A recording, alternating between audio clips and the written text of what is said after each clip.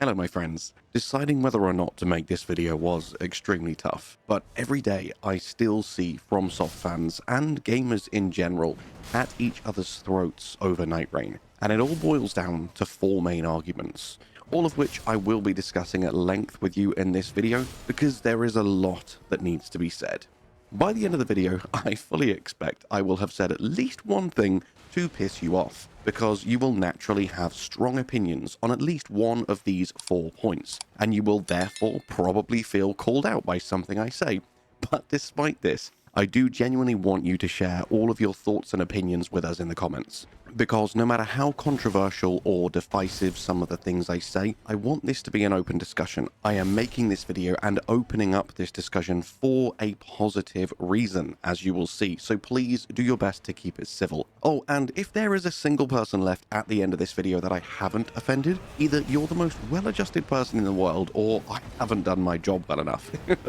Either way, let me know. With that pre-rant out of the way, let's dive into the first main argument as to why Nightreign is dying. Group number 1, prepare to be mad at me and smash that dislike button in 3, 2, 1. You're not a FromSoftware fan, you're a Miyazaki fan. Now, there's nothing wrong with that in principle. We like what we like. Nobody is judging you for this. The problem is, you judge other people for not being like this. A Dark Souls 2 hating, Nightreign shunning Miyazaki fanboy pretends to like FromSoftware. They pretend to like Soulsborne titles and other Souls-likes, but in reality, they just like to hate on anything that isn't directed by Miyazaki. Yet, they can never back up their arguments with any evidence. They get toxic and aggressive far too quickly, and when asked why they don't like DS2 or Nightreign, all they can do is regurgitate the last semi-truthful fact that they saw on some random subreddit and refuse to engage in any meaningful conversation about what it is specifically that they don't like about these games. The truth is that both Dark Souls 2 and Nightreign are fantastic games, and anyone who can feel themselves bubbling up with rage at me saying that, you, whether you knew it or not, you're the exact kind of person I'm talking about right now. You'll take this argument so far that you'll purchase these games just to leave negative reviews on them, and you'll try to drive down the engagement and to stop other people from playing, and to stop these games from being successful. You're allowed to not like every single FromSoftware game.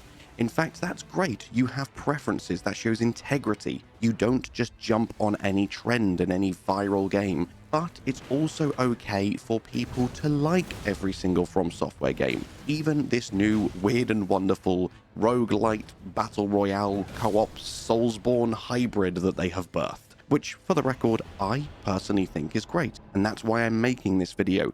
To hopefully reach all of the right people and make it even better and stop the hateful rhetoric, and to just have a discussion about what it is that you do or don't like and what people want for the future without resorting to insults and death threats. Now, before we move on to main argument 2 about why Nightreign is dying and I offend the next group of people, let's cool it down, take some deep breaths, and in the meantime, we'll check out the sponsor for today's video. Before we get into the next section of the video, I'd like to thank today's sponsor, Disorder. This is a roguelite dungeon crawler with a fast-paced, action-packed combat system. It has a gripping storyline and many progression systems, including different characters specializing in a variety of weapons, and permanent upgrades to help you overcome the challenges ahead. The protagonist has lost her memories and must uncover the truth to eventually escape from the ever-changing department store that you find yourself trapped in. It's a super unique premise and a really cool environment for a game to be set in. It has an incredibly satisfying gameplay loop and a very pleasing hack-and-slash combat system that empowers you to annihilate hordes of enemies with a devastating set of skills and upgradable abilities. So if this sounds good to you and like something you would enjoy, make sure you check out Disorder today by clicking my link down below in the description and also in the pinned comment of the video. Now, welcome back to the main event, my friends. Now that we are on to group number 2, hopefully at this point we'll be around 50% of the people watching the video that have been offended by something I've said. So without further ado, the second reason Nightreign is dying is because there's not enough content or randomization. and new stuff is being added too slowly. Now, I will preface this by saying that FromSoftware have explicitly stated that Nightreign is not a live service game. So of course we shouldn't be expecting any new content until the DLC. But come on, who could not agree that it would greatly benefit from some kind of live service element? Everdark bosses count to an extent, but put that to the side for a second, I will come back and talk about them. Firstly, I need to give you some cold hard facts that you might not be aware of. Obviously, there is only 8 Night Lords and 1 map with 4 variations, and that is it. And you may now be once again mad at me and thinking, well, no Dom, it's procedurally generated and the bosses are randomized, so there's infinite possibilities. That is not at all the case. Some wonderful people in the speedrunning community found out many moons ago that there are in fact a very finite amount of map patterns. I'm not sure if these people want calling out in the video, so instead of name dropping where it might not be wanted, I'll leave the link to the map pattern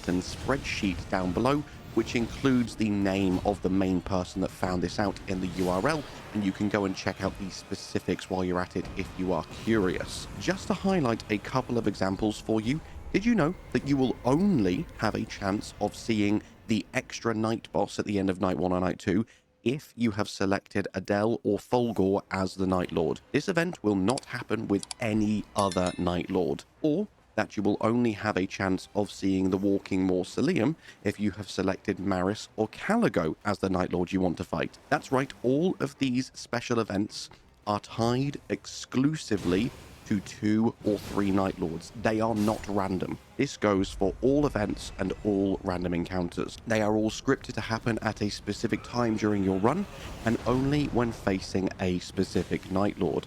The randomization is in fact surprisingly limited, and if anyone knows why they felt the need to do this, I would actually be very grateful for an explanation. And no, I'm not talking about a rant or a guess. I mean, if you have an actual, genuine, you know for definite explanation. Now, this whole section is about a lack of content and randomization, so let's also take a look at the Everdark bosses. Yes, they are a form of new content, and some of them have been really awesome. I particularly love the clusterfuck that is the Sentient Pests new phase, but let's be honest, they are dragging it out because they know that people are getting bored and they haven't got anything left to offer yet. By next week, we will have seen the Everdark Darkdrift Knight 4 times on 4 separate occasions. I loved the idea of sprinkling the Everdark bosses in initially, and aside from 1 or 2 exceptions, the designs themselves have been absolutely fantastic. And of course, we know that this is so they can buy themselves time for the DLC.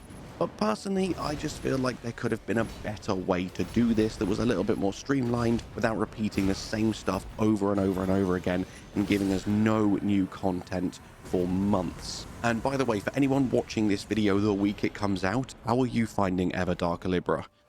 Methinks they took our feedback that Everdark bosses were too easy a little bit too far and made him absolutely bloody ridiculous.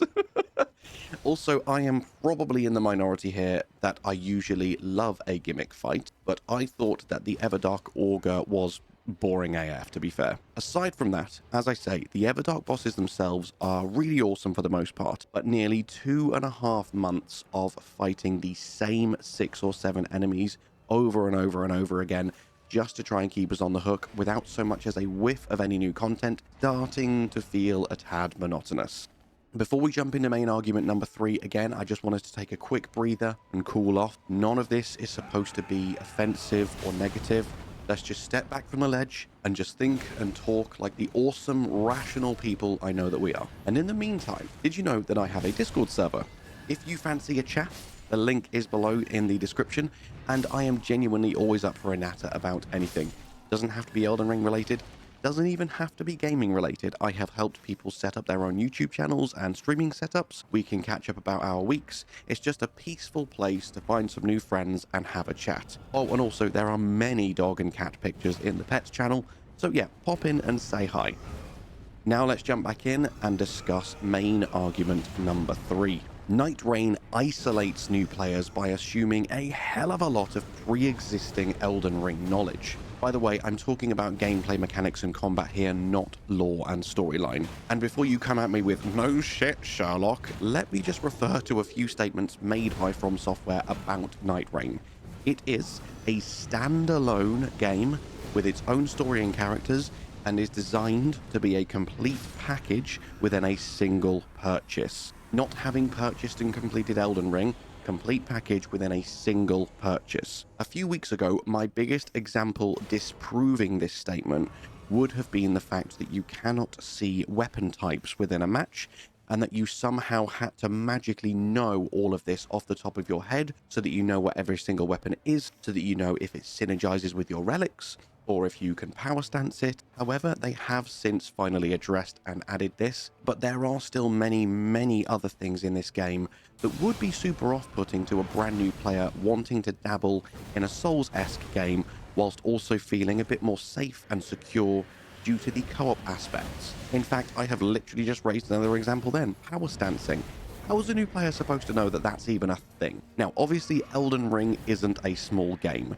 The chances are, if you want to play Nightreign, it is because you enjoyed Elden Ring and you want more of it. So they've already got like 25 to 30 million players to pull from, but that doesn't change the fact that it is limiting the audience by not having some kind of in-depth single-player tutorial in the form of maybe like a one-shot mission. You are stopping new players from wanting to try it out, and all of the Elden Ring veterans are only going to stick around for so long. Games need to be focusing on growing their audiences and pulling in new players and fresh faces, and this could easily be done by, as I say, a one-shot mission where the time restriction is lifted or limited, and you are guided through each of the game's core mechanics so that you can pretty much be brought up to speed and about on par with a below average player's skill level from Elden Ring, and you can learn and grow from there. I just know. I can already hear some of you screaming in the comments, but that's not Soulsborne. What a horrible idea, having a 40-minute long tutorial that holds your hand the whole way through. That's not what FromSoft's about, you noob. Obviously not. And if this was a single-player experience, without the time restrictions, without the heavy focus on team play, and it was a brand new, typical Soulsborne title, of course, I wouldn't suggest this in a million years. Let the player die 100 times before figuring stuff out. But this is so unique, and it is so different, that to appeal to a wider audience outside of pre-existing Elden Ring players, and not be so intimidating and off-putting, I feel like it could have been a bit more beginner-friendly to attract more new players to the franchise, without basically forcing them to play another 100+ hour game first. Now, before we move on to the last point, I just want to throw a few additional off-topic points into the mix. And as you've hopefully sussed out by this point, I obviously don't really think Nightreign is dying, but you know you have to appease the algorithm, you have to appease the YouTube overlords to get your videos seen, and this is a video that really needed seeing. And though player numbers have dropped dramatically, I do love this game, and I don't think it deserves to die.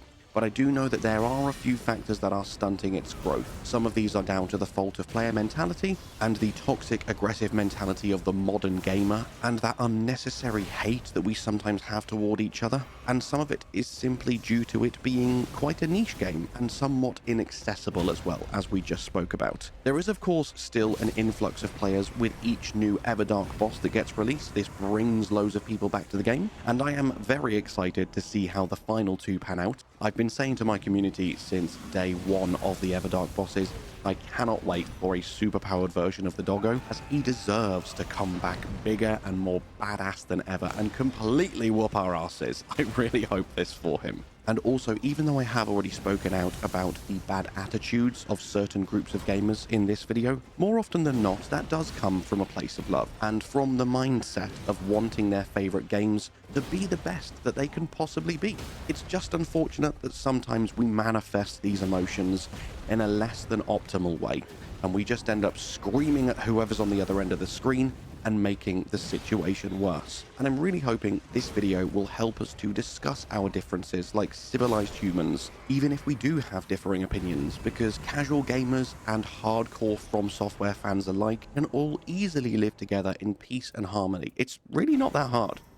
Anyway, now let's move on to the fourth and final problem that is stunting Nightraign's growth and potentially causing its downfall. And it boils down to the expression, a friend to all is a friend to none. Hardcore Souls fans want to hate on this game because it's got elements of a battle royale, and they like to compare it to Fortnite just to shit on it, even though that's simply not true. And then you have hardcore PvP fans who want to hate on it because it's co-op only, and they are shunning the PvP community. It tries to be so many things, so much so that unless you like all of the genres that fit into this box, then there is something for everyone to love, but there's also something for everyone to hate. And that's why I come back to a friend to all is a friend to none. Now, personally, I think you can be a friend to all. There are situations where this happens, and I really try my best to live my life like that. But the fact of the matter is, in reality, that is simply usually not true. And the fact that Nightreign tries to fit into so many boxes kind of proves that point. People will try to pretend to moan about it for being like Fortnite, just because there's a wall of fire encroaching, but in reality, it's nothing like Fortnite, and that is literally the only thing that it shares with the Battle Royale genre. And again, if you are primarily into Souls-likes and Soulsborne gameplay, then you might not enjoy the other gameplay mechanics. And if the cons outweigh the pros for you, then you are naturally going to be put off the game. And on the flip side, you may love the gameplay loop, but not usually be a fan of the style of hardcore punishing RPG that Souls-likes are typically known for. What I'm saying is you have to enjoy a very specific series of gameplay elements to really get the most out of Nightreign and to really enjoy every single thing that it has to offer. In my opinion, everything that it sets out to do, it does really, really well. So even if you aren't usually the biggest co-op fan, or you aren't usually the biggest Battle Royale fan, you can still learn to love Nightreign because it does everything so brilliantly. And again, even if you don't like roguelikes and you prefer a proper story with a persistent character and a main campaign, the gameplay loop is so damn fun and addictive that chances are, if you look past that, you will enjoy it anyway. Basically, the TLDR for this final point is that gamers have never had less patience and attention span than they do today. And it just takes the tiniest thing to put you off a game, and then for you to start slandering it everywhere and wanting to never touch it and never have anyone else touch it, especially because people love to just jump on hate trains and regurgitate the last edgy, toxic opinion that they heard, and then try to start arguments with anyone else who doesn't instantaneously agree. But I'm really hoping that videos like this, which address all sides of the coin and open up a genuine want for dialogue, will help us all to be a little bit more patient and civilized with each other, and hopefully bring a bit more humanity and unity back to gaming, because that's all we all want at the end of the day. We want our favorite games to be the best they can possibly be, and we want to be able to enjoy them to the best of their and our abilities. Thank you for listening to my rant, my friends. I am really genuinely interested to hear everyone's thoughts and opinions down below. And as always, all that's left for me to say is thank you so much for watching. I hope you have an amazing day, and I'll see you in the next one. Bye bye.